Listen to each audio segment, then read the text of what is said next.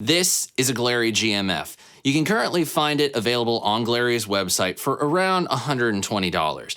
When I first got it, it sounded like this. But after a few simple tweaks, I got it to sound like this. Want to know how I did it? Let's find out.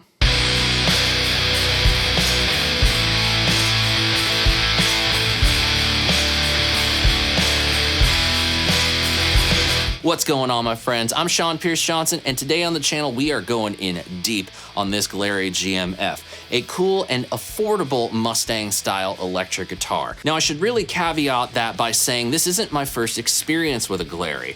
At the beginning of 2020, I checked out one of their Strat-style guitars for the beginning of my Year of the Strat series, and I felt like that was a pretty good approximation of what to expect from Glarry. But over the course of years, I've seen more of my fellow guitar YouTubers and also paying Glarry customers sharing different experiences with the various different models that have come out since then. And this, I feel, improves upon what I experienced with Glarry a couple years ago. Now, having said all that, I'm not trying to convince you that the GMF is the perfect guitar right out of the box. But before we get to my experience with it first upon getting it, I want to tell you about the specs of this guitar and what you get when you pay your hard-earned money for it. As I've said many times already in this video, the GMF is a Mustang body style guitar, and I think it looks really cool in this blue burst finish. You can kind of see some of the wood grain underneath, which gives it a cool vibe. The back is black, and it is a basswood body, so it is incredibly lightweight. The neck is made of maple with an Indian laurel, or as Glarry lists it, laurel wood fingerboard, a more inexpensive option that gives the appearance of rosewood but isn't, depleting that resource too much. 22 frets along that laurel wood fretboard and a 24-inch scale, which is kind of cool. It's following that Mustang style of a shorter scale guitar. It's not something I see with a whole lot of other Mustang style copies. They tend to stick to that standard Fender style 25.5-inch scale length, so that's a nice little touch. The neck itself is listed as a C-shaped neck, and it definitely has that curvature to the back of it. But I have to say, compared to the Glarry Strat neck I played 3 years ago, this fits far more comfortably in the hand. And I like a baseball bat neck, but that Glarry Strat neck was a baseball bat. Thing was fat, mean, and nasty. Plastic nut, which you usually see on guitars of this price point, 6 Glarry tuners, which are probably the biggest knock I can give against the guitar. They feel a little dinky. And a 6 saddle bridge, complete the hardware. Now, what's interesting about this bridge, you would think that it's a string through body because it kind of looks like a hardtail Strat bridge, but it's not. It's actually a top loader. It's a little difficult to get the string at the proper curvature. I did have to bend strings in order to fit them through the holes and through the saddles to get to the headstock. But once you figure out exactly what you need to do, how much bend you need to apply, it's not that big of a deal. A master volume knob, master tone knob, and your output jack right here on the face of the guitar. They are cool MXR style knobs, and I think that it kind of works with the punkish vibe of a Mustang style guitar. Those all control, along with the 3-way toggle switch, the bridge and neck humbuckers on this guitar. So if you ask me, this thing is made for riffing, it's made for rocking, it's made for alt rocking, and all that kind of stuff. Now, I want to say this one last time and really emphasize it for you. The GMF, when I got it, was not a perfect guitar, and neither should you expect a guitar of this price to be 100% perfect right out of the box. Now, that worried me because I do not have that much knowledge when it comes to working on guitars. I've always trusted, people more experienced than myself. So with a lack of experience and a lack of official tools for luthiery, let me go ahead and just throw this on the desk and show you about some of the things that are concerning to me, and we'll talk about how I can make this guitar a better player.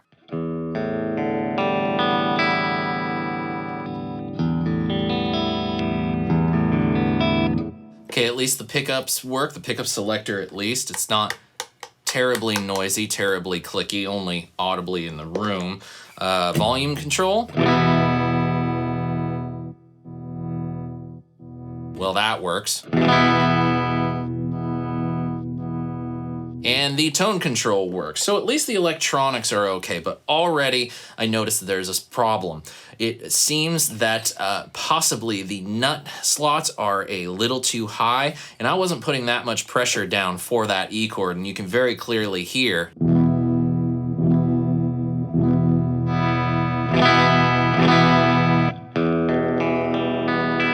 And I just tuned this thing up. So there's a couple things that we can probably guess that we'll need to do right off the bat. Changing the strings first off, because the way the strings feel is very wiry, very slinky, and not in the good Ernie Ball slinky kind of way. But looking at the nut, I do kind of feel like maybe, just maybe, the action at the nut is a little high. So it is possible that I might have to file down the nut a little bit, remove some of that material underneath, and slot it back in. In and of itself, I would say that the guitar actually, despite its flaws,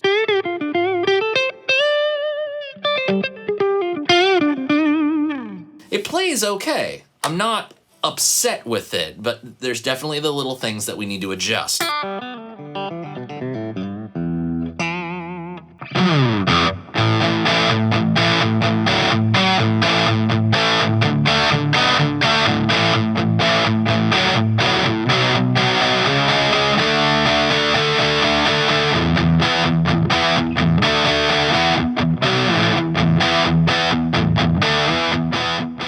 So here's the list of what we can do to this to start making this a better playing guitar and one that stays in tune. Number one, fresh set of strings. Probably gonna put a set of 10s on this as opposed to what I assume is a set of 9s. Next up, tune the strings and check the truss rod. Since I am gonna be adding thicker strings onto the guitar, there will be a bit more tension placed on the neck. I might have to add some in order to, make sure that the strings are at a good height of action, but also stay in tune.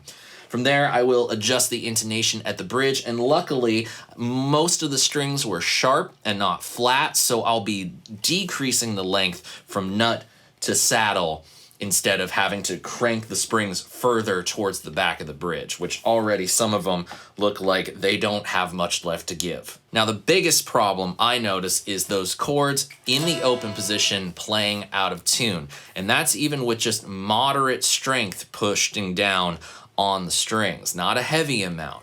So there's a chance I might have to remove the nut, remove a little bit of material underneath in order to get it down to the proper height so that I'm not, effectively bending the strings out of pitch when I fret an open position chord.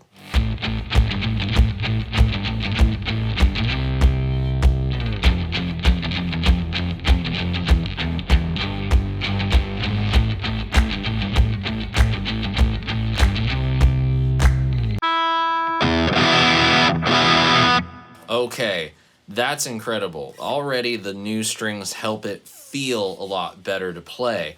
But at the same time, I just tuned it up and like that G chord is actually playing in tune. Obviously they're fresh. I haven't stretched them yet, so they're not going to stay 100% in tune right away, but already this is a marked improvement of where we started out. I'm going to do some stretching, come back, tune it up, and see exactly what we're working with after that.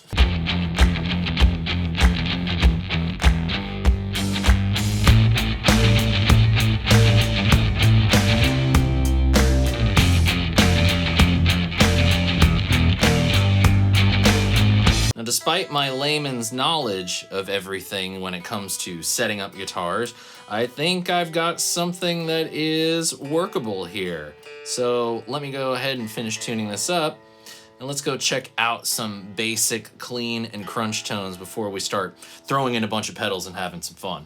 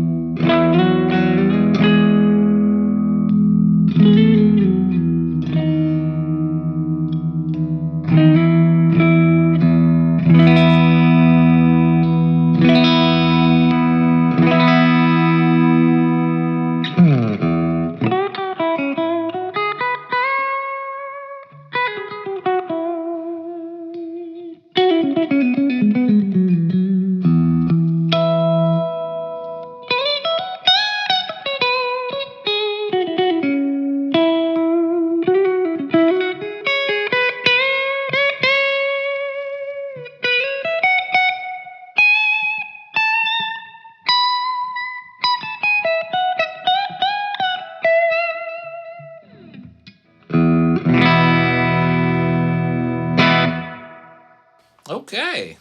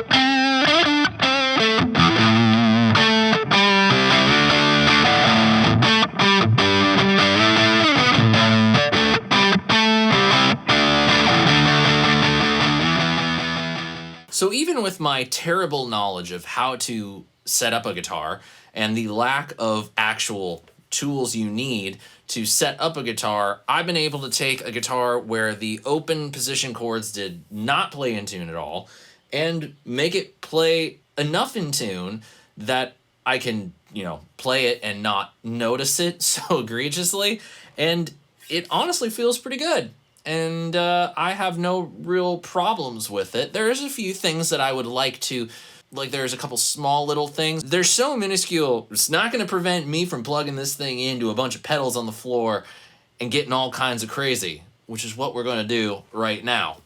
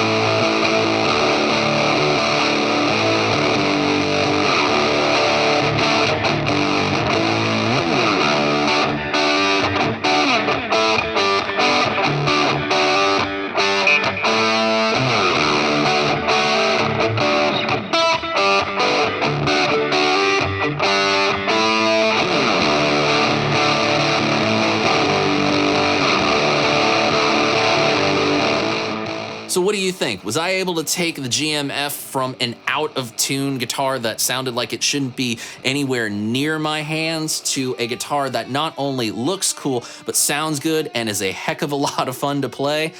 I think so, and it's surprising considering my lack of experience fixing guitars and also the lack of tools. All it took was just some careful research, some time and patience to learn, and also a healthy amount of fear, I feel. Fear in the sense that I didn't want to start working on this guitar, making adjustments to it, and then finding myself at a roadblock where I didn't have the tools necessary to fix something, or even worse, if the fixes needed were far more expensive than I would want to sink into this guitar. Thankfully, all the fixes that I made to the Glarry GMF were made with tools that were already in my possession or provided for me by Glarry, and the only thing I really had to spend money on was a set of guitar strings, which I have like multi-packs of, so I spent that money maybe, I don't know, 6 months ago. Now with all that said, I have no doubt there are still you guys watching out there that are skeptical of the Glarry, especially considering the fact that I have guitars far more expensive than this in the collection. So am I even gonna use this thing? Actually, I think I might. I think it has a really cool sound to it. This is my first shorter scale guitar. So having something that's a little bit more slinky, a little bit more punk rock, and a humbucker sound that I think is kind of dark might be a useful studio tool. Now there are a few small adjustments that I would like to make on the GMF, but those are gonna come with a little bit more experience. There are some dead frets up towards the lower register of the neck, not so much on the highs, and I feel like maybe some adjustments could be made to the saddles.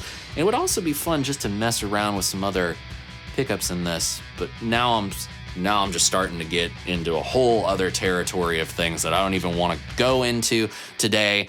All I can say is that I'm very happy that I was able to take this guitar from what it started out as and turn it into something that I have a whole lot of fun with. Now, before I go, I do want to say a huge thank you and shout out a few people who helped me figure out not only how to get a Glarry sounding great, but also showing different ways of maintaining and fixing an instrument. Perfecto de Castro, Phil McKnight of Know Your Gear, and the Stu Mac channel have been incredible resources for me. The videos in particular, I will leave in the video description down below if you are interested. Until next time, my friends, I'm Sean Pierce Johnson, wishing you all watching great tone, great health, and of course, happy stomping. Cheers, friends. God bless.